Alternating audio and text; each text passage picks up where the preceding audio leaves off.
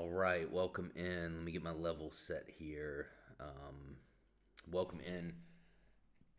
If you watched any of the live streams on this channel, you know that this is a video series that I'm doing about in home elderly care.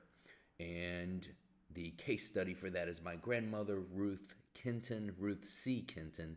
She told me one time the C is important. Okay, don't forget the C. Granny, I won't forget the C. Ruth C. Callis Kenton, who I assisted in her elderly care in the last years of her life, all the way up until she passed away in September of 2023. So just a handful of months ago. And her and my grandfather, John, who died several years before that, were extremely dedicated to caring for the elderly. They did it for over 30 years in North Carolina. And this video series is a combination of a tribute to them, but also a way to pass along some of the information that I gained through my experience working with her and just through being around it, for a large portion of my life, where I was actually doing it here recently, but even as a kid growing up and spending time at their nursing homes and seeing the process at several different levels from several different perspectives in life. So, as I was saying, if you've seen any of these videos, I take a section of something and talk about it, and that's and do kind of a breakdown, and that's essentially what we're gonna do here tonight. We've been talking about if you are doing this or considering doing this, here are some things to look out for. Here is kind of the mentality I had about it in different areas, and maybe the way that you will want to implement the same care for your loved one. Could be anybody, probably will be someone who's elderly. Doesn't have to be, though. Could be anybody. So, with that being said, let me throw up my slide here. Boom, boom. And so, in the last video, I talked about additional support and gave a breakdown of the full evolution of what it was caring for Ruth, which in the last year, it was 24/7. We had somebody with her. We had somebody that was going to be able to care for her around the clock. It evolved to that point due to her conditions, a couple of them mainly being that she had lost her vision. She had diabetes and it took her vision, so she was immobile in that regard. She was not able to navigate anything, meaning in the house. She wasn't able to go to the bathroom, or get to the bathroom is the better way to state that. She wasn't able to do that by herself. And then all the other things that you can imagine would come along with blindness. She was not able to prepare meals. She had trouble eating meals. She could still use utensils and that kind of thing, but just seeing the food on the plate or in the bowl and then bringing the food to her mouth, and things were always falling off the fork, and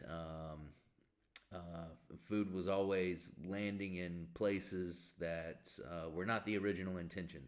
So we had essentially caretakers outside of myself and my younger sister Artista, who helped.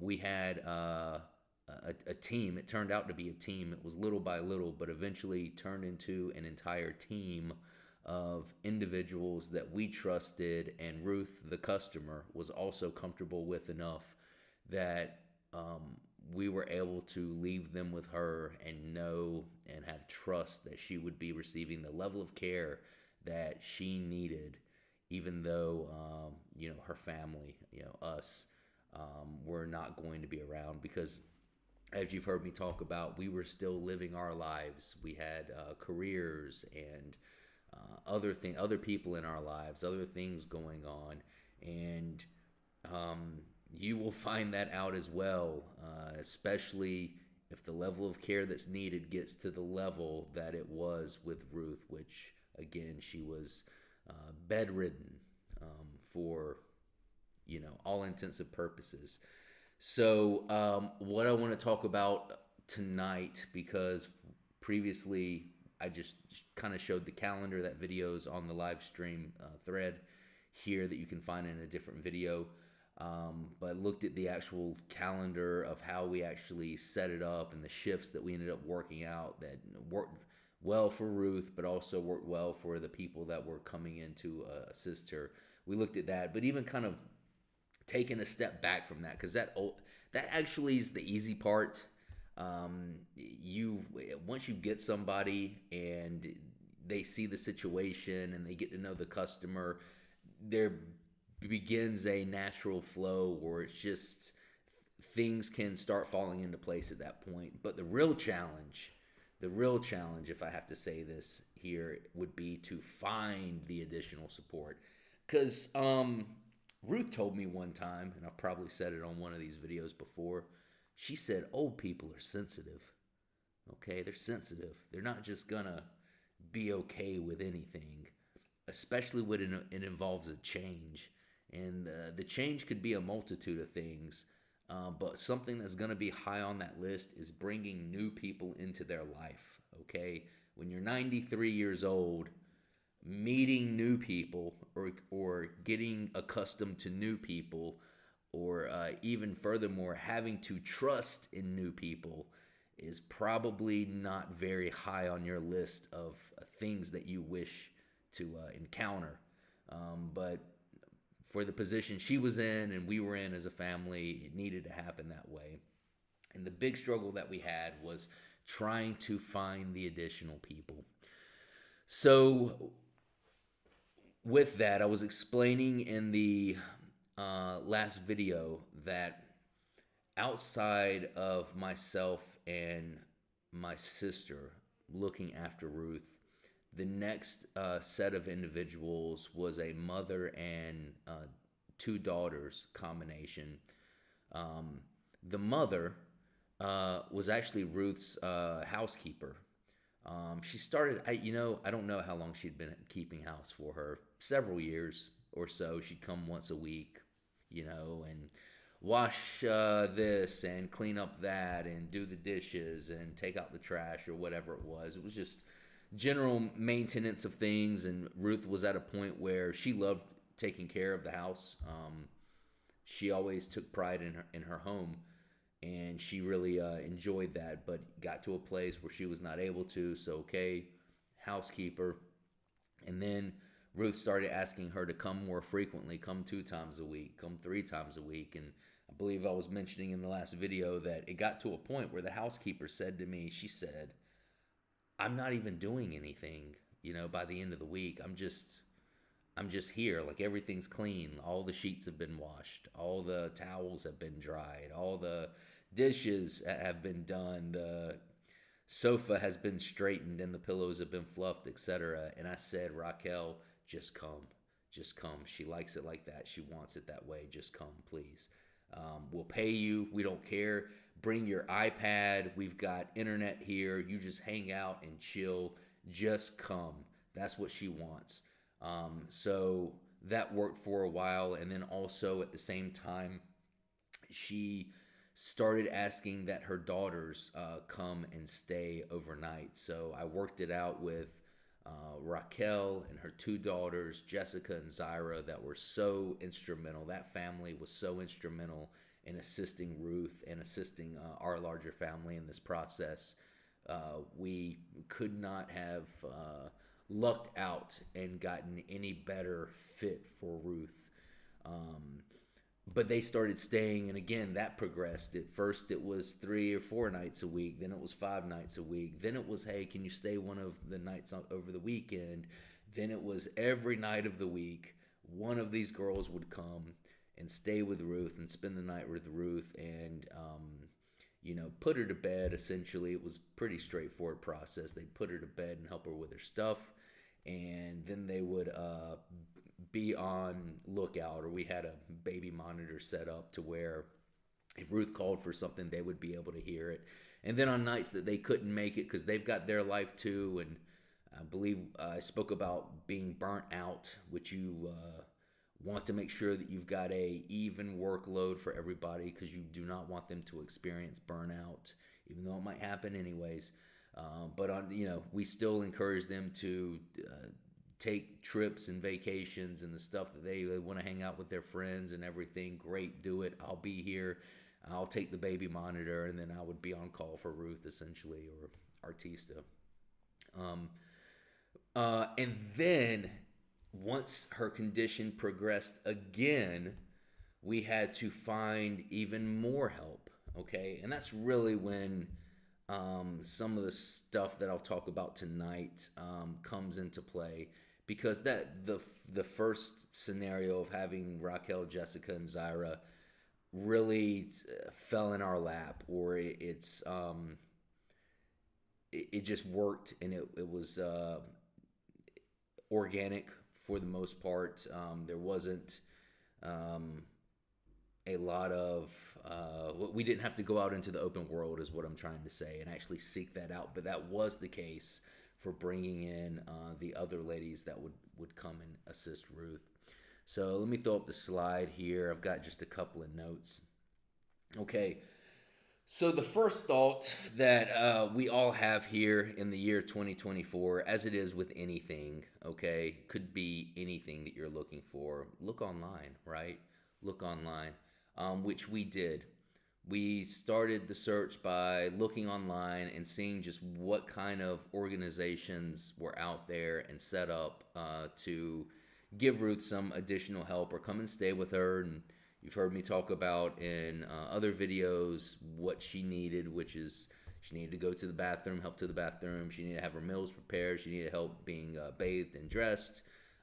She needed help answering the phone, and someone to get the mail for her, and just pretty straightforward stuff. She in the last year, she did have a oh gosh, I'm going to use the wrong term here. I'm going to call it a respirator. Might not be the right term, but she had oxygen around the nose that was hooked to a machine. But in terms of like medical stuff, outside of giving her medications, she had diabetes, so she did require an insulin shot. It was there wasn't a whole lot of like medical lift where you were changing bedpans, and she literally, like I used the term bedridden, but she could get up. You just had to help her. So it wasn't that you had to have 2 or 3 people come in and lift her up and turn her over and make sure she didn't get bed sores, and move her and then clean the sheets or whatever it might be. It wasn't like that, thankfully, and it could be done by a single person, whatever part of the shift it fell in. But we did need to have that person there. So looking online, and what I remember about looking online is we did find an organization, and I think we were kind of talking to them about having someone come out, a couple hours. I don't remember if it was going to be every day or a couple times a week, or exactly what we were, what our end goal or our outcome was going to be. But just looking at the overall value for the cost, and it would be a different person every time, or there was a chance that it would be a different person every time. Excuse me. I think I'm going to sneeze. We wanted something more consistent for her. We didn't want her to not know who's showing up at the door. And then also, what ultimately we did with the caretakers is we gave them all a key to the house. And so that was another, facet.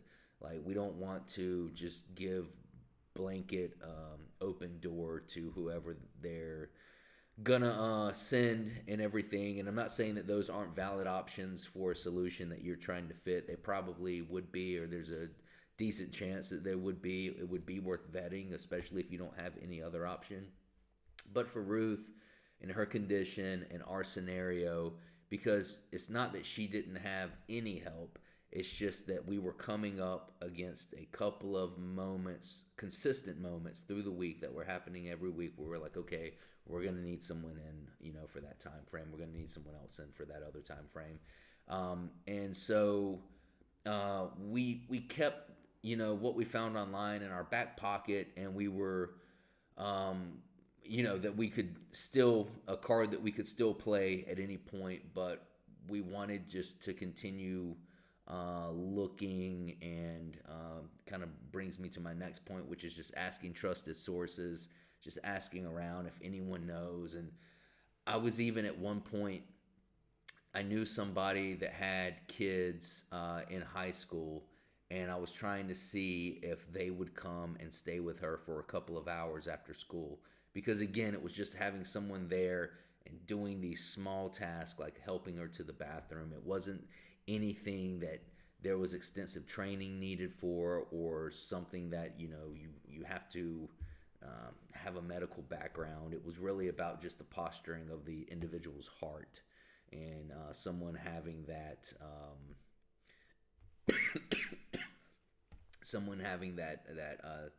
wanting to care for others.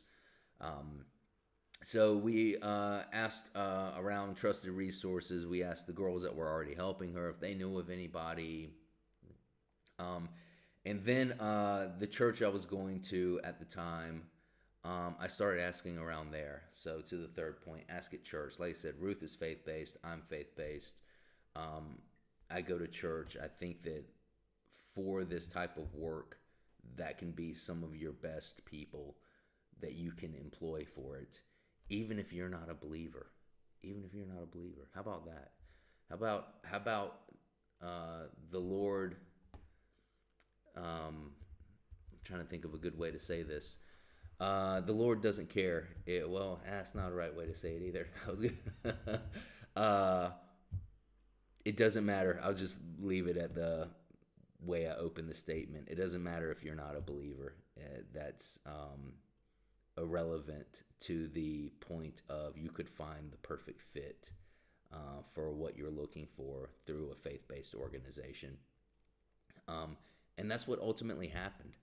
Is there was a lady named Janet, and she was in between positions at the time and just looking for some extra work, etc. But she had a background in the medical field. I think she'd been in the medical field like 25 years. So it was a perfect fit, and she came and met Ruth, and we did like a informal interview thing where we just had the individual come over and have them meet Ruth, and have them just have a conversation and just see kind of the energy that we felt from the individual.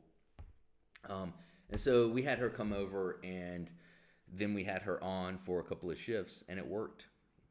Another lady from church, her name was Brenda. Same thing. Brenda, we need you. We would like for you to come and meet Ruth and see if it's a good fit. And this is the shift that we need for you to work. Would you be able to do that? Also, at this time, her sister-in-law, so her late husband, John, his brother, Billy, his wife, Billy's wife, Alice, she had been assisting elderly people, or Billy and her assist elderly people, and I believe their client had died maybe a couple of months prior, or maybe not even that long prior. So she was available. And one of the great things about Alice, and I believe I mentioned this in another video, is that her and Ruth, they have a long-standing relationship, so they could talk about old times or old Fuquay or whatever it was, and that was tremendous to her. Anyways, she started helping out more. We were able to bring her in to assist and help out.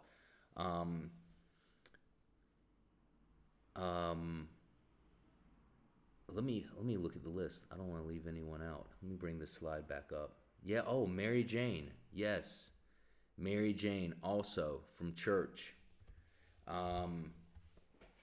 And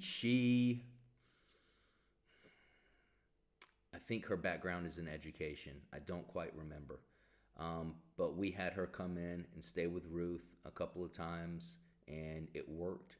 And that was essentially how we form the team. And it was, I'd say, the overall process from the time we realized, because the girls were already helping Ruth for several years prior to us bringing in more people. The time we started formulating the next phase of the team, from the time that we actually got all the positions filled, maybe 6 months or so, something like that. So it did take some time and some conversation, and a lot of people saying, "Hey, let me see if I know somebody. Let me get back to you," et cetera, before we were able to fill that up. Now, the last two notes that I have here, one is palliative care, and the other one's hospice care. So for palliative care, Ruth did take palliative care, which essentially, and I don't really even know like the depths of all of this, because she never she never used it to its fullest extent. I know that they did send like a physician's representative out every quarter, maybe it was monthly, I don't quite remember, to check on her medications, see, if she was in need of anything. And then my understanding is they can then advocate to the doctor. It's kind of like this middle ground between your physician and hospice care. Like palliative care is right in the middle, and they can go and advocate to the doctor. For anything that the customer might need. And I think that they've got some sort of program or plan where they will come and stay with the customer. But I know for sure hospice care does, because Ruth was adamant about not wanting, she did not like the word hospice. Again, old people are sensitive. She did not like the word hospice. And heck, I mean, I think that's something understandable to be sensitive about. Who wants to face their demise or their death? It can just be sensitive. So she was only technically on hospice care in the very, very, very last weeks or so of her life. And I don't know if she ever knew that she was on hospice care. But prior to that, we had conversations with the hospice care people saying, "Hey," or like with her physician saying, "Hey, we can give her hospice care right now. She doesn't want it. Okay, we'll do palliative care." But the thing about hospice care, my understanding of it at least, is that she can just ask for whatever she wants, and the physician, the pharmacy, will provide it.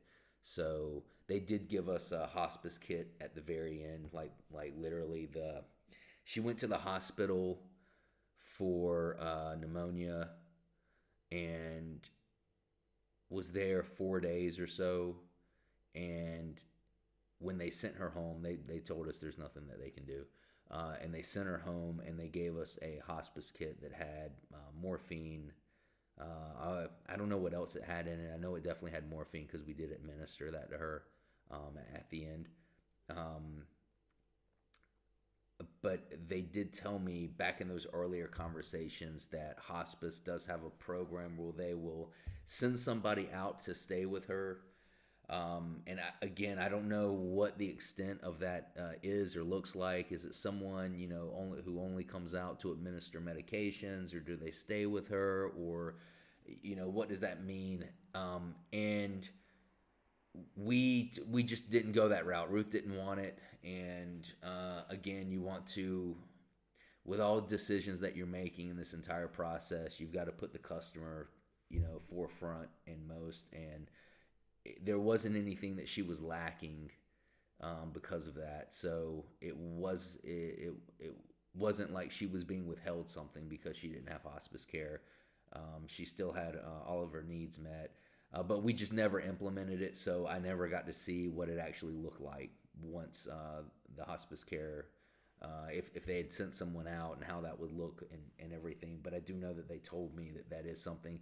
But I think it's like, again, my understanding of it at least, I think it's, I don't want to say random, but I think it's just looser than what we were looking for, meaning the hospice care person is going to come Thursday afternoon. Okay, well, what does that mean? Thursday at 1 p.m. or Thursday at 1:47? Like, what does that mean? And again, I don't know for sure if that's the way that it works, but it sounded just looser, and we needed, we needed somebody that's closer to the schedule that I'll throw up again. That's like, no, we need someone on this day, every Wednesday at this time, from this time to this time, every Wednesday, or whatever the day of the week is, whatever the shift is. And so we just didn't go down that path. We didn't go down that path. But what I will say is finding the right fits for the additional support is absolutely critical, especially if the customer is getting to a point where they need that. And you're gonna know, like you're gonna be so over your head with what's going on, everything. You'll know it. There won't really be a moment of like, well, I don't know, maybe I need to bring someone else in. Yeah, you're gonna know it. And yeah, that's extremely critical that the person that you do bring in is a good fit for the customer. The customer feels comfortable with them, and it's someone that you also can trust with the customer. And just like, being in the house, that's very, and I was living there at the time too. So it's not just like Ruth's stuff that could have potentially been vulnerable. It would be my stuff as well, my sister's stuff, yeah, it's got to be the right fit. It's just got to be the right fit. So if you've got any questions, throw up my last slide here. Boom. If you've got any questions about this, shoot me an email. There you go. It's Mario at thealphaitalian.com. Give me your name and location. Once I get some questions, I will then create a response video to that. So I appreciate everyone watching. I hope you have a wonderful day. I'll see you next time.